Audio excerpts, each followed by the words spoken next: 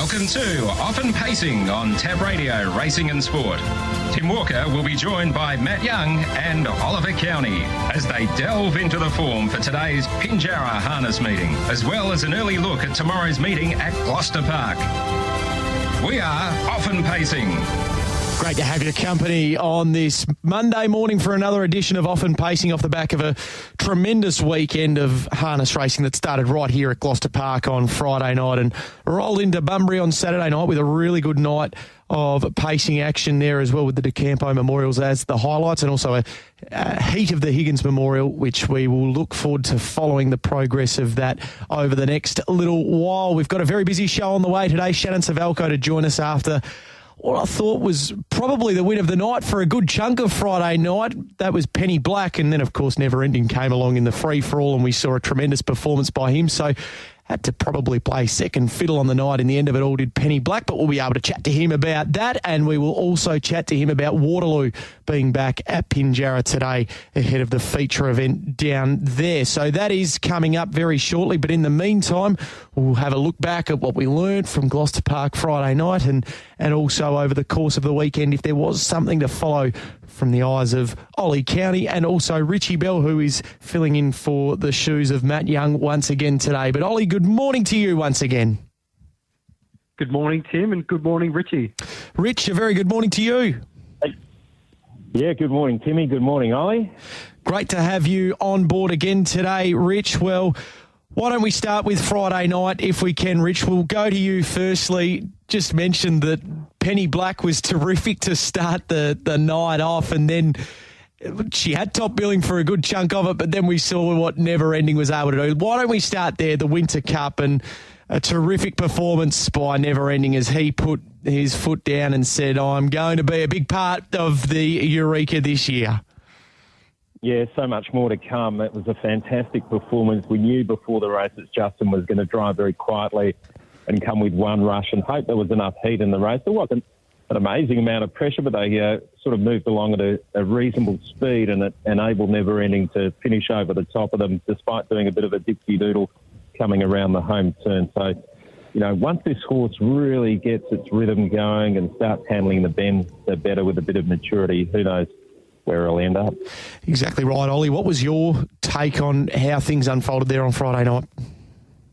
As you said, it wasn't the most genuinely run race in the early stages. Jumping Jack Mack, he slid straight to the top, and from there I thought it'd be awfully hard to beat the class of horse he is, but he's had a long prep now, so maybe he's just coming towards the end of that. And turning for home, he was nowhere really, Never Ending, and you sort of didn't think he'd be able to make up the ground. And they've come home 27.8, 28.8, which is pretty slick times for the end of a 2,500 metre race, and he was just cruising right down the home straight and hit the line powerfully, which was just amazing, really, to see a horse do that. And he looks right on track for the Eureka later in the year. Yeah, it's so very exciting. And for Justin Prentice as well, on his birthday, able to take out the feature event and had his family on course. So I'm sure he would have been absolutely wrapped with what he got out of Never Ending on Friday night. Just very quickly, Ollie, and then I'll get Rich's thoughts after as well on the Beaten Brigade. I thought it was a tremendous return by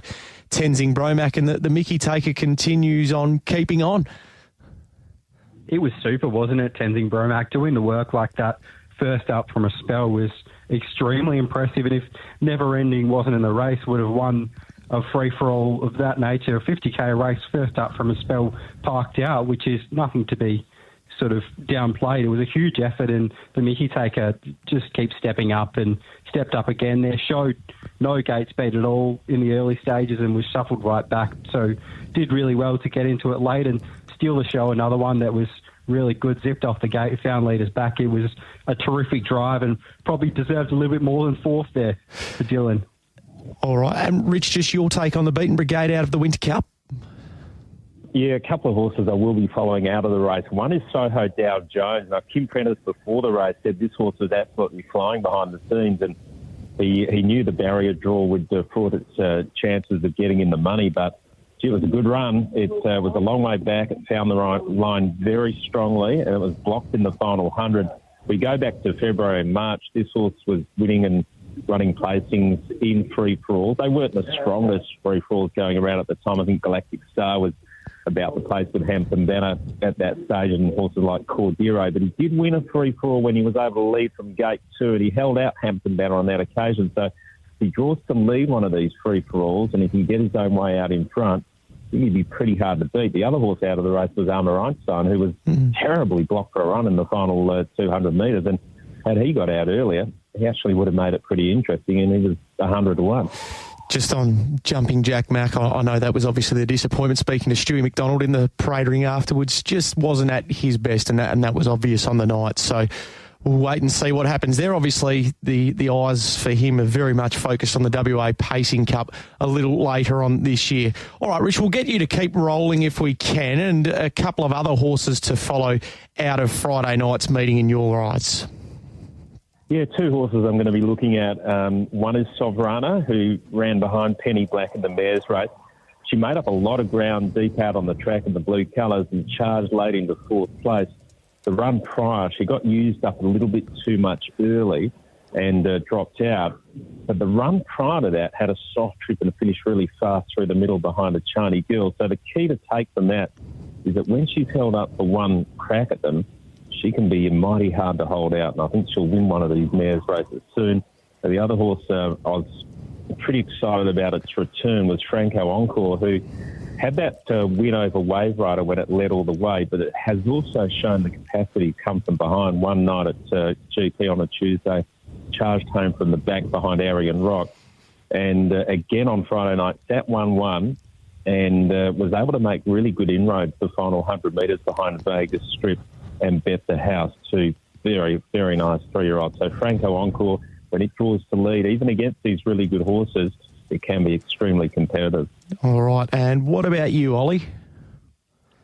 The first one I came up with was in race 1, Blaze Coops, a horse that probably would have caused a few headaches early on in WA, kept over racing, then every other start would break at the start and make errors, burned off the gate on Friday, and they went a 35-3 lead time, which is flying, and she chose to hand over to Captain Bligh, and she was still able to run a really nice second in the end in quick overall time. The problems at times, as I said, has been firing up badly, but she looked to settle quite well on Friday there. She was an emergency for a couple of races on the card today at Pinjarra, but scratched, so we'll have to watch for her wherever she goes around next. All right, have you got another one to follow? Race 6, Luca Pello. I thought he backed up a really impressive win at Narrogin off a 30-metre handicap there. He made a 30-metre handicap for himself on Friday by galloping away from the tapes, and he was shuffled back a long way, and he worked around mid-race, so he did a little bit of work there and landed on the back of the eventual winner, Otis. And at one stage, he was headed in the home straight by Feeling Aces, but he battled back strongly there and finished a clear second. So I thought that was a really impressive effort. And then in race 7, Swagger Man, I thought he was a great run. He settled 1 out, 2 back in a race. They probably just found their order a bit too quickly in the end, and El Waddell got away with plenty on the front end, and he raced away. But Swagger Man chased hard right down the straight, and he was a gallant second, I thought. Yeah, he certainly did a good job there. All right, so the horses to follow out of Friday night at Gloucester Park, Sovrana and Franco Encore for Rich, for Ollie, Blaze Coops, Luca Pello and Swagger Man. Rich, just before we let you go this morning, is there anything that you're keeping a close eye on over the next couple of days in terms of a winner for our listeners? Yeah, well, at Pinjarra today, I went to the final race, and our Lily Lou, I think, collectively dropped in class a little bit on its last few runs. They've been behind Penny Black, Champagne Everyone, Dame Belle, and also Penny Black its last 3 runs. And I don't think there's a horse of this that quality in this mares race today in the last at Pinjarra. So hoping she can work off the inside, our Lily Lou, and really put herself into the race. I think she's got a strong chance on a 40-win, 60-place basis. So that's race 10, number 8, Pinjarra today. And tomorrow at Gloucester Park, 3 races in a row I don't mind. Race 4, I thought G. Smith would be really hard to beat. Got the draw now, gate number 2 that it's been looking for. It's been racing consistently. In race 5, keep following Tubbs Farquhar. Its last 2 runs have been good. Lost sight of the bunny a couple of times and run home well.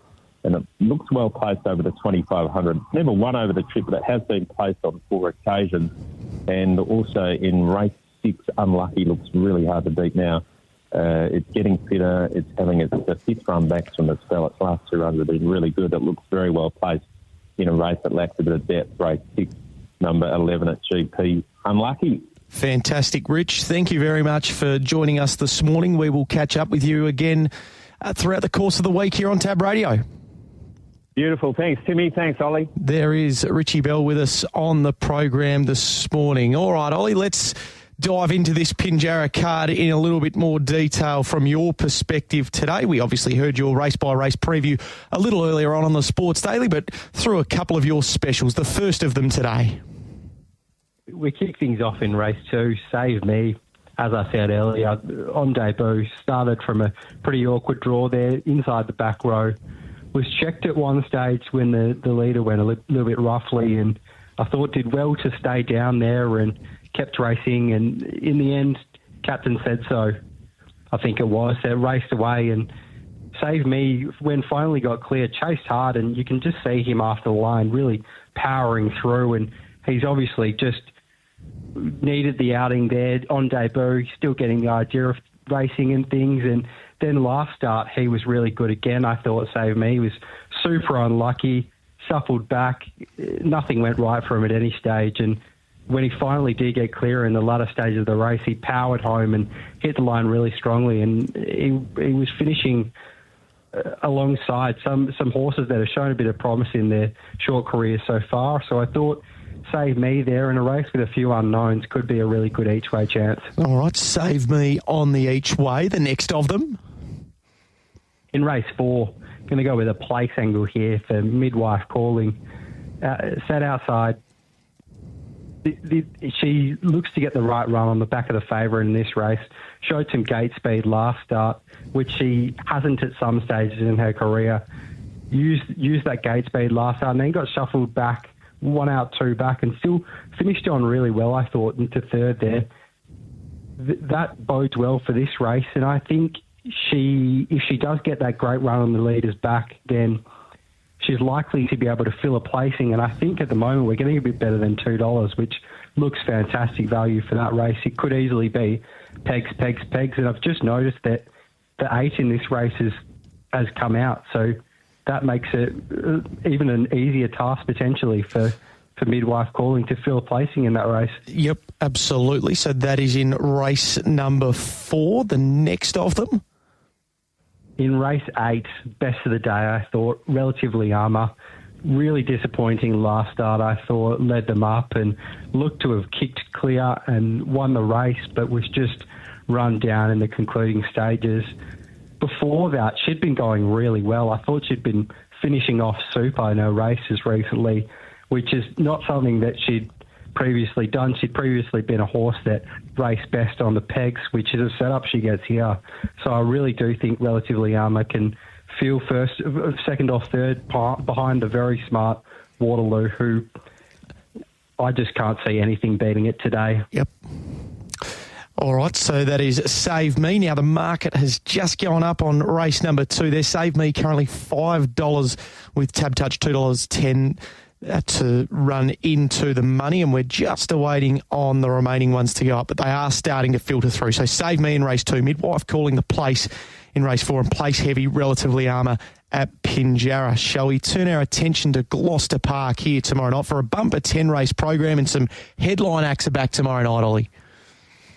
Looks some really good racing on Tuesday night. So the one I'm going to kick off with is race 4. G. Smith has been racing super recently, 3 runs ago. Finished off powerfully behind Dark Eyes. Just couldn't quite reel him in there. That was over the mile. Battled on well 2 back behind Star of Willoughby after leading up the 1 wide line, and then just got too far back behind El Waddell, who got things to suit out in front. Draws gate 2, Tri-Royal Brigade looked to hand over last start, so I think we'll probably take a sit on G. Smith, who's a bold front runner. So I'd expect him to be very hard to beat on the front end here, G. Smith, if that's where he can get to. All right, G. Smith in race 4. What else have you got for us?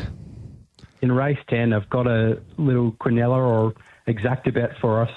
Our Sandy Shore looks the leader and looks the winner off a decent trial. Super impressive horse, very classy. Has only won one race, has had a number of chances, but has raced in really strong company. So this looks a massive step back for our Sandy Shore. I think Teruvian Pinky can run another second, which would make it 6 second placings in a row, incredibly. But Teruvian Pinky's just been racing fantastic recently. Worked pretty hard through the middle stages. Last start, Candy Apple challenged strongly for the lead and eventually went on to win that race. But I thought Teruvian Pinky battled on really well for second there. So I expect you to be running second again here in race 10. All right, so that is G. Smith tomorrow night in race 4.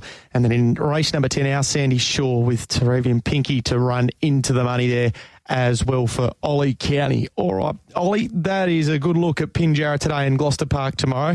Of course, if we want to get a recap of some of your selections there, you'll be along on the Sports Daily tomorrow morning from 8:45 for a complete look at that 10-event program. Looking forward to it. Thanks, Tim. There is Ollie County, one of our experts this morning, alongside Richie Bell here, wrapping up Friday night and looking ahead to the next 48 hours or so here in the West. One driver that was a popular selection among the best bets from Rich and Ollie there, Shannon Suvaljko. He's going to be with us on the other side of the break as we look ahead to Waterloo being back today at Pinjarra in the Dainty's Daughter Country Classic. They are Often Pacing on Tab Radio, Racing and Sport.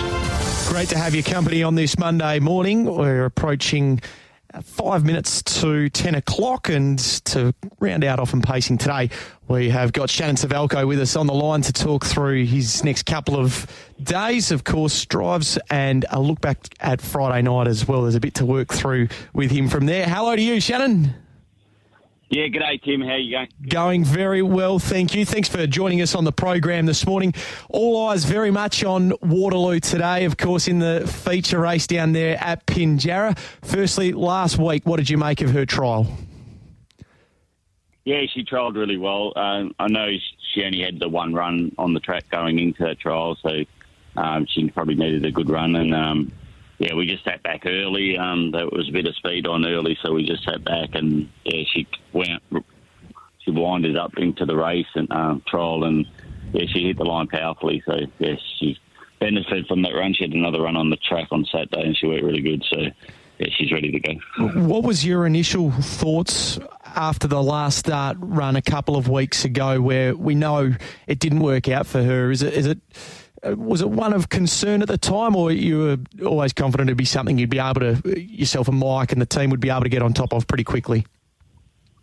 Yeah, I actually felt straight away that she fibrillated. So I've driven lots of horses that do it, and especially in winter they do it because they don't drink enough water, so get enough electrolytes and all that through their body. So she just shed her ears back, and she just did pick the bit up for when she had to. So so I pulled her up immediately. So knowing that, I thought that was a problem. So it's just you can do more damage by keep on going. So no, she pulled up, and the vet was really good to Mike, and said that he done a blood on it and said it could be a virus or electrolyte imbalance, and she didn't have a virus. So her electrolytes were really low. So he wounded that up, and she turned around within 48 hours. So he was able to keep her in work and go forward through that.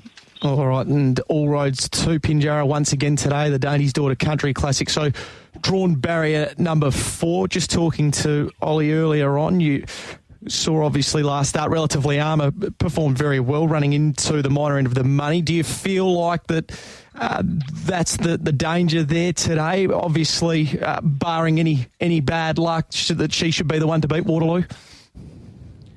Yeah, she's been dominated this year. So, no, she's going better than ever, and Saturday's run and Wednesday's run proved that she's on track to, run a big race again. So, yeah, she should be hard to beat. Yeah, Brownie's horse on the back line, obviously the one to beat, and then there's a couple others in there that go pretty good too. So, it's never easy, but she's the best one in it, I think. Yeah, she certainly is. And just in terms of the way that she's going, we've spoken to Mike and Jim previously here on Tab Radio, that she just seems to enjoy being in work, and she likes racing. She doesn't like spending too much time in the paddock. So does she give you, obviously last start aside, but you go and see what she did in the trial, and no doubt what she hopefully does today, that she just enjoys that. You get that feeling as well that she just enjoys being out there competing?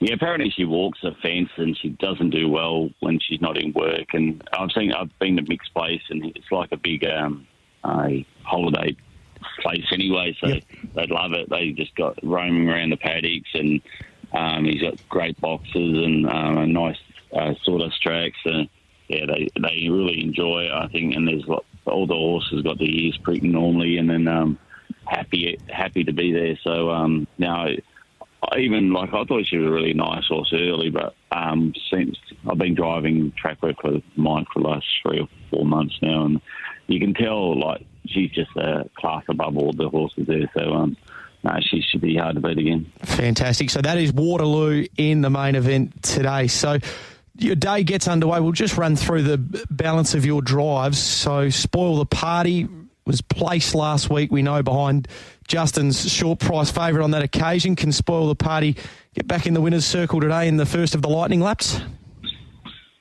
Yeah, he's racing well, and he's done nothing wrong, like in his couple starts, but he's going to continue to improve. He's got okay speed, and it's a winnable race, and he ran a super race last week, so he's a pretty strong horse, so he'll run the lap out really strongly. There's just an awkward draw, but he should be the one to beat. All right, nice draw for Sunpatra, who we get to see first up today in the next of the lightning laps, race number 5, drawn barrier number 1. Could you give some sort of a place push there?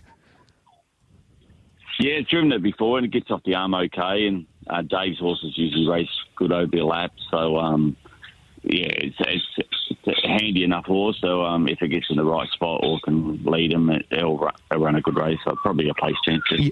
And is it much the same for Island T-Rex, obviously drawn the inside of the back line in race number 6?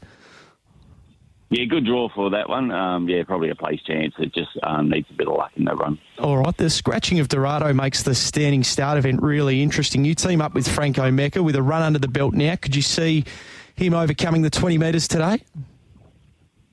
Yeah, I can. Yeah, I thought he really needed it first up, and Matt was really happy with his work, so he thought he'd run a good race, and he actually jumped really quick and got in the right spot, but they still did go good time against Rock Artist, and he beat Gerardo home last start, and another good one. So from that draw, it's a winnable race. The distance will help him, I think 2,600. So he's definitely, I think he's a great each-way chance. And can the same be said for Pecunious in race number 10, what looks to be a relatively open affair, the last?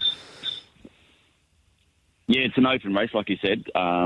It's just she's getting better. Like her manners are getting better, and she's racing really well. So if she got in the right spot, she could win it, but more probably a place chance. All right, and just very quickly, we won't go through all of tomorrow night at Gloucester Park, but G. Smith was one that Rich and Ollie identified earlier on. Does G. Smith find the right race tomorrow night?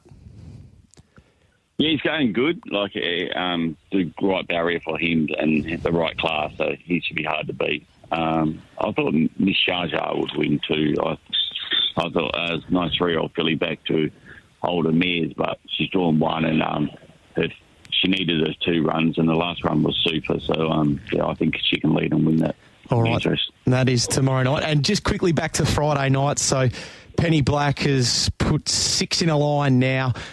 Done a terrific job since coming across to the Michael Young stable, and clearly looks to have plenty of upside. What was your take on the way that she went about it on Friday night?